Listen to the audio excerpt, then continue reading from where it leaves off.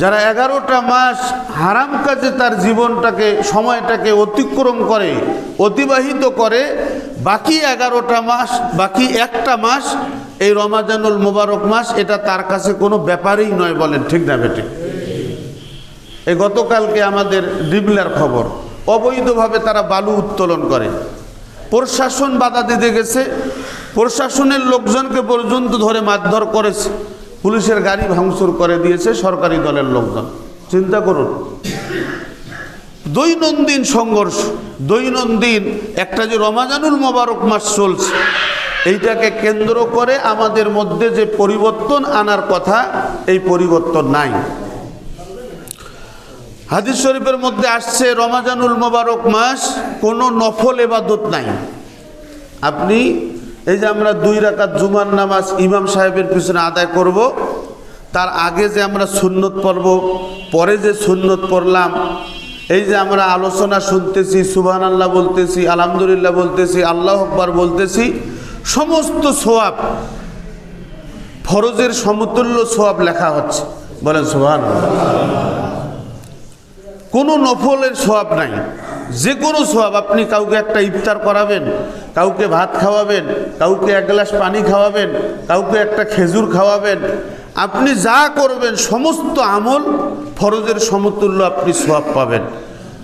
এটা আল্লাহ পাক রব্বুল আলামিন রমাজানুল মোবারক মাসের সম্মানার্থে করে দিয়েছেন। বলেন সুবহানাল্লাহ। সম্মানিত মুসল্লিবৃন্দ, আমাদের গ্রামগঞ্জে একটা উদাহরণ আছে, দেখবেন বিশেষ করে গ্রামের লোকজন বলতে পারে যে ইলিশ মাছ যদি আপনি সজি দিয়ে পাক করেন, আচ্ছা এই তরকারিটা খুব গুরুত্বপূর্ণ তরকারি মনে হয় না? অনেক মজা মনে হয়। অনেকে খাইতে খাইতে মনে করে যে আমার যদি শুধু সজিগুলা দিত, আমি ওই সজি দিয়ে ভাত খেয়ে শেষ করে ফেলাইতাম, ইলিশ মাছের দরকার নাই। বলে কি বলে না? এই যে আপনি বলছেন যে আমি ঝোল দিয়ে ভাত খাইতাম, আমার ওগুলো ইলিশ মাছের দরকার নাই, কিন্তু আচ্ছা বলুন, ওই যে সবজির যে তরকারিটা বা যেই সজিটা মজা হয়েছে, এইটা কি ইলিশ মাছের কারণে না সজি একা একাই মজা হয়েছে? ইলিশ মাছের কারণে। এই উদাহরণটা আপনারা যত সহজে বুঝলেন, এই রমাজানুল মোবারক মাস যা কিছু পেয়েছে, জান্নাতের দরজা খুলে গেছে, জাহান্নামের দরজা বন্ধ হয়ে গেছে, সওয়াবের ভার বৃদ্ধি পেয়ে গেছে। আপনি 1 টাকা দান করলে অন্য মাসে 70 টাকা দান করলে যেই সওয়াব, এই মাসে 1 টাকা দান করলে যেই সওয়াব। রমাজানুল মোবারক মাস যা কিছু পেয়েছে, আল্লাহ পাক রব্বুল আলামিন বলেছেন শাহরু রমাজানাল্লাযী উনজিলা ফীহিল কোরআন। রমাজানুল মোবারক মাসে কোরআন নাজিল হয়েছে, যার জন্য আল্লাহ পাক রব্বুল আলামিন এই রমাজানের মর্যাদা এত বৃদ্ধি করে দিয়েছেন। বলেন সুবহানাল্লাহ। যদি রমাজানে কোরআন নাজিল না হয়ে অন্য কোনো মাসে কোরআন নাজিল হতো, আরো তো শাওয়াল, জিলকদ, জিলহজ, আরো তো 11টা মাস আছে, এই 11টা মাসের যে কোনো দিনে যদি কোরআন নাজিল হতো, রমাজানের মর্যাদা যেমন বৃদ্ধি পেয়েছে, অন্য মাসেরও মর্যাদা তেমন বৃদ্ধি পেত। বলেন সুবহানাল্লাহ। দুর্ভাগ্যের বিষয় হলো আমরা এগুলো ওই মসজিদের ভিতরে বিশ্বাস করি, মাদ্রাসার ভিতরে বিশ্বাস করি, মসজিদের বাইরে বিশ্বাস করি না। এই যে মনে করেন আপনি একজন রোজাদারকে একটা খেজুর খাওয়াবেন, এরকম ৭৪ গুণন ৭৪ জন, ৭৪ গুণন ৭৪ দিলে যা হয়, মানে একটা খেজুরের সমতুল্য তো ৭৪, বুঝেন নাই? আবার ৭৪ জনকে আপনি ইফতার করাইলেন। এতগুলো সওয়াব যদি আপনার আমল নামায় হয়, তাহলে এই রমাজানুল মোবারক মাসে যদি আপনি কোনো গুনাহ করেন, এটা কি আল্লাহ তাআলা ছাড় দিবে? কথা বুঝেন নাই? সওয়াব যেমন, গুনারও শাস্তি তেমন আছে। আপনি কোনো চোর, বাটপার, ডাকাত, তার পক্ষে ছাপাই গাবেন রমাজান মাসে, ওইটার গুনাহ ওই রকম হবে। কথা বলেন ঠিক না বেঠিক?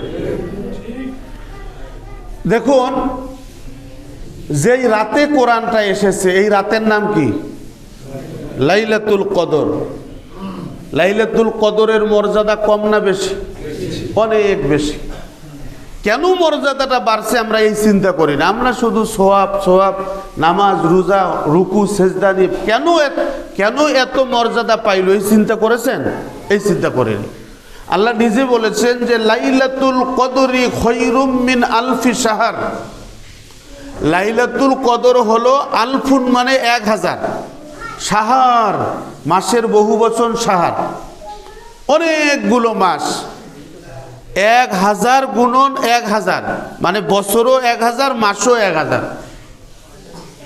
আপনি যদি লাইলাতুল কদর পেয়ে যান, ভালো করে শোনেন, লাইলাতুল কদরে যদি আপনার একটা রুকু আল্লাহর কাছে কবুল হয়, লাইলাতুল কদরে যদি একটা সিজদা আল্লাহর কাছে কবুল হয়, তাহলে লাইলাতুল কদর ওই হাজার হাজার মাস দাঁড়িয়ে দাঁড়িয়ে ইবাদত করলে যেই সওয়াব হয়, আপনার আমার আমল নামায় আল্লাহ তাআলা সেই সওয়াব দিয়ে দিবেন। বলেন সুবহানাল্লাহ।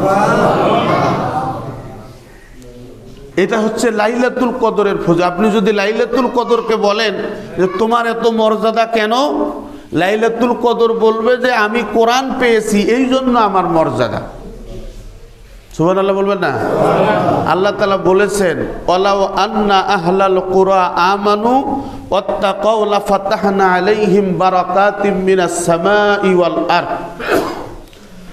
আল্লাহ তাআলা বলেছেন, হে পৃথিবীর মানুষ শোনো, যদি কোনো পরিবারের মানুষ, যদি কোনো সমাজের মানুষ, ওয়ালাউ আন্না আহলাল কুরা, এই অর্থটা হলো যে যদি কোনো পরিবার, সমাজ, ইউনিয়ন পরিষদ, উপজেলা পরিষদ, সংসদীয় আসন, জেলা পরিষদ, যদি কোনো জনপদের মানুষ কোরআনের নীতিমালা মেনে নেয়, আল্লাহ বলেছেন আসমান এবং জমিনের সমস্ত রহমত এবং বরকতের দরজা আমি আল্লাহ তাআলা খুলে দেব। বলেন সুবহানাল্লাহ। এটা আমরা মসজিদের ভিতরে বিশ্বাস করি, মসজিদের বাইরে বিশ্বাস করি না। বলেন ঠিক না বেঠিক? যদি আপনি মসজিদের বাইরে বলেন যে এই লোকটা কোরআনওয়ালা, এই লোকটা সৎ, ওই লোকটা যোগ্য, ওই লোকটার মতো ভালো মানুষ নাই, তখন আরেকজন মুসলমানে বলতেছে ওরা বট বাহিনী, ওরা গুপ্ত বাহিনী, এরা রাজাকার, এরা স্বাধীনতা বিরোধী, এই ভালো মানুষগুলোর বিরুদ্ধে তখন ওই স্লোগান আমরা দিচ্ছি। কথা বলেন ঠিক না বেঠিক? ভাই, কোরআন এসেছে আমাদের মর্যাদা বাড়িয়ে দেওয়ার জন্য, কিন্তু আমরা কোরআনকে করে ফেলেছি তাবিজ লেখার কিতাব, কোরআনকে আমরা করেছি মরার বাড়ির তেলাওয়াতের কিতাব। আল্লাহ বলেছেন তোমরা কোরআন অনুযায়ী চলো, তোমাদের মর্যাদা বাড়াবো। আমরা বলতেছি যে না, কোরআন হচ্ছে আলাদা কিতাব। আল্লাহ বলেছেন কোরআন তোমাদেরকে চালাবে, আর আমরা বলতেছি আমরাই কোরআনকে চালাবো। কথা বলেন না কেন? এই 5ই আগস্টের আগে কোনো মসজিদের ইমাম সাহেব যদি হক কথা বলছে, এক শ্রেণীর মানুষ ওর চাকরি শেষ করে দিছে। এখন আর একটা বাহিনী বের হয়েছে, আপনি হক কথা বলেন, এরাও আবার আপনার বিরুদ্ধে যাচ্ছে। তাহলে আমরা এমন একটা বেকায়দায় আছি, ইমাম সাহেবেরা হক কথা বললেও দোষ, আর না বললেও তো আল্লাহ তাআলা ছাড় দেবেন না। কথা বলেন ঠিক না বেঠিক? বুঝার জন্য বলছি। দেখুন, সৌদি আরবের কোনো লোক আমাদের দেশে এসে ড্রেন পরিষ্কার করেছে, আপনারা দেখছেন? সৌদি আরবে কিন্তু 100% ইসলাম নাই, ইসলাম আছে 70%। তা 70% ইসলাম থাকার পরে যদি তাদের অভাব না থাকে, ওরা যদি আমাদের দেশে এসে কৃষিকাজ না করে, ড্রেন পরিষ্কার না করে, আমরা কেন ওদের কাছে গিয়ে ড্রেন পরিষ্কার করি জানেন? ওরা কোরআনওয়ালা। কথা কি বুঝাইতে পারছি? আর আমরা কোরআনের বাইরে আছি, এই জন্য আমাদের এত অভাব। আল্লাহ বলেছেন আমি তোমরা কোরআন অনুযায়ী চলবে, তোমাদের সমাজটা হবে দুর্নীতিমুক্ত, তোমাদের সমাজটা হবে যার যে অধিকার সেই অধিকার মুক্ত, সেই অধিকার তাকে বুঝিয়ে দেয়া হবে। আজকে অনেক কষ্ট লাগে। আমি অনেকে আপনারা আমাকে চেনেন, অনেকে চেনেন না, যে আমার নাম নাজমুল হুদা, বাড়ি আমার 1 নম্বর ওয়ার্ড। আমি আপনাদের অনেকের জামাই। আমি কিন্তু এই যে বুড়ার পুকুর আমার শ্বশুর বাড়ি। কথা বুঝছেন? হ্যাঁ, তা বুঝার জন্য বলছি, মাইন্ড করবেন না। মন খারাপ হইলে আল্লাহর রাস্তে মাফ করবেন। 5ই আগস্টের পর সরকার একটা চিঠি দিয়েছে, বুঝার জন্য বলতেছি। ইউনিয়ন পরিষদের চিঠিটা দিয়েছে যে জামাত, বিএনপি, এনসিপি সমন্বয় ইউনিয়ন পরিষদের চেয়ারম্যান মেম্বার সহ ইউনিয়ন পরিষদ পরিচালনা করবে। এই জন্য কিন্তু আমরা যাই, ডাকাইলে যাই, না ডাকাইলে যাই না।